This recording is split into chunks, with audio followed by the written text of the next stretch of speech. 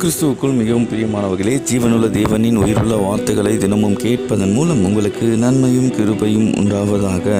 இன்றைக்கு நம் உள்ளத்தில் ஆண்டவர் பேச விரும்புகின்ற திருவசனம், சிம்சோன் தம் தந்தையிடம் பெலிஸ்திய பெண்ணை எனக்கு மனமுடித்து வையும், ஏனெனில் அவளை எனக்கு பிடித்திருக்கிறது என்றார். ஆம் அன்பானவர்களே, சிம்சோன் பெலிஸ்தியரிடத்தில் குற்றம் பிடிக்க முகாந்திரம் உண்டாகும்படி இது கர்த்தரின் செயலாய் இருந்தது. ஆம் அன்பானவர்களே, நீங்கள் உங்கள் வாழ்வில் எதற்கான முயற்சிகள் எடுத்தாலும் அது கர்த்தர் உங்களுக்கு கொடுக்க போகும் செயல் வடிவத்தின் துவக்கம் என்பதை மறந்துவிடாதீர்கள். சிம்சோனை கொண்டு பெலிஸ்தியரை அழிப்பது என்பது தேவனின் திட்டமாய் இருந்தது.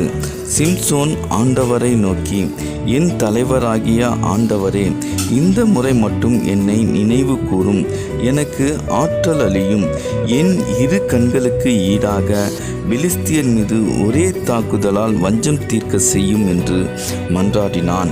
கர்த்தர் சிம்சோனின் இறுதி ஜெபத்தை கேட்டார். சிம்சோன் சிற்றின்பத்தால் விழுந்து போனாலும் தனது இறுதி மன்றாட்டத்தின் மூலம் கர்த்தரிடம் மீண்டும் பலன் பெற்று பெலிஸ்தியரை வீழ்த்தினான். கிறிஸ்து இயேசுவுக்கே மகிமை உண்டாவதாக. ஆமேன், ஆமேன்.